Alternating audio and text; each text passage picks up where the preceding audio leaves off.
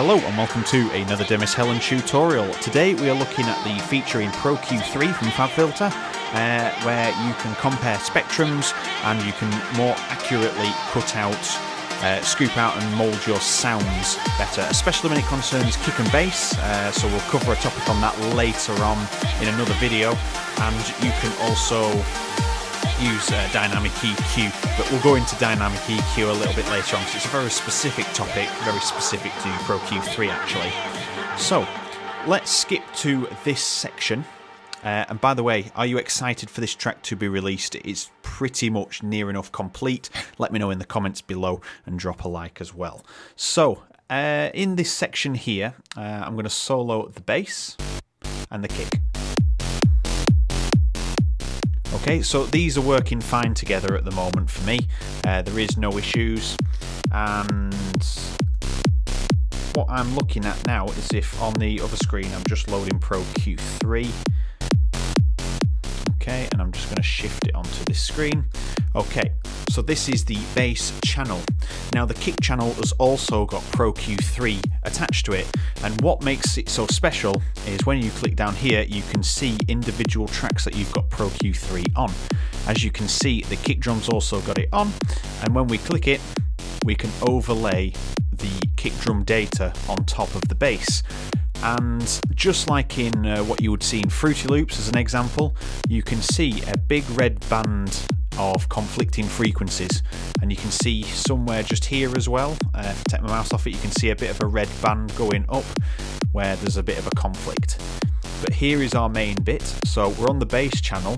We can now scoop out the exact frequency range where the kick drum and the bass are basically conflicting, and you can cut it out. Done. Problem solved. You don't need to go through and click, oh, it's at 44 Hertz, go to the other one, open it up.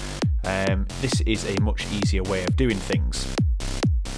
However, we have a new feature called dynamic EQ, and dynamic EQ is basically a compressor or an expander, depending on which way you go. So I'll just quickly demonstrate this, and then that's the end of the video, but we will be covering this in a later video. So if you've got your compression band, you've got your band set there, it's a bell curve, and we go here and activate the dynamic EQ, you can see there's a red ring round the gain knob now. So if we drag this to the right, you can see that we have this automated line. Now this direction is expansion, that way is compression. And essentially what you're doing is it's reacting dynamically to the other signals. So there is an internal sidechain mode as well, but we're not going to go into that, where it'll only do it when other frequencies are actually in play. But this gives you a little bit of compression also on the frequency, so it just kind of bobs it down a little bit further than where you've actually set it to make sure it's nice and clean. So if we listen to the difference without this on,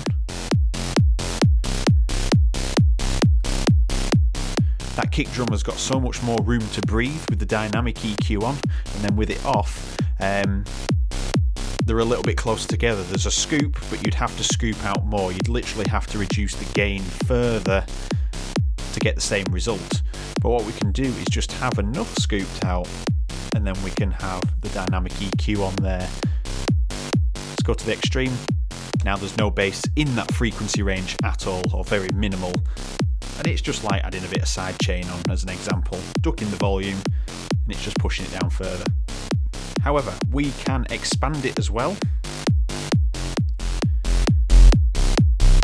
which essentially is doing the total opposite. We don't want the bass to be overtaking the kick drum's area of frequency, but as an example, you can see it's expanding the audio far beyond, as you can actually see it's actually a cut rather than a boost. But you can turn it into a boost using the dynamic EQ feature. So I just wanted to show you that quick tip. You can use that to get closer, a better result, really quick result, just by having Pro-Q3 on two separate channels, kick and bass, and then you can do the scooping and actually visually see where the kick drum is sat. However, you can also use this on your leads. So if we have this lead playing, and I'm just going to load up Pro-Q3 again. we can now modify the other channels within the EQ. So let's have a boost here. Let's have it quite wide. And let's have a cut here. All right. So if we listen to this without Pro-Q3 on now, it's a little bit sharper, and it's just reduced some of that lower mid content. But that's not essentially what I want to do. I want to go into 6 decibel mode here and just have them at about -1 and +1. Okay, so we're not doing something too drastic.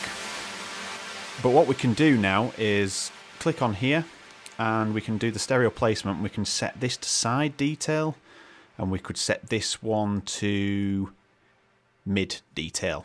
So as you can see, you can also have left and right detail, stereo, mid and side. So I've chosen mid and side. So the side is increasing the side detail because I've boosted it, and this the mid is actually reducing the mid components in this section. So let's have a listen. And we'll bypass it. So it's a little bit less wide, only a little bit, but it adds a little bit more sparkle on this top end here. But then if we add dynamic EQ to this one and expand it up to, say, +2 decibels, and we'll just turn off dynamic EQ off here for now.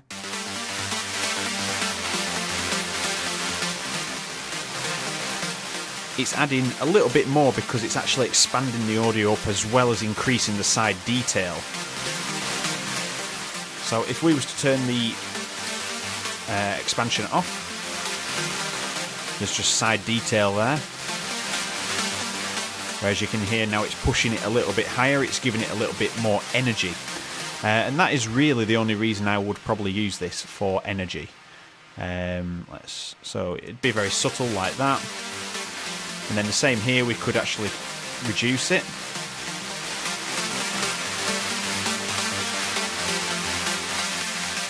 So it makes the sound really thin, depending on what you're wanting to do, and it's gone really mono in that lower mid section.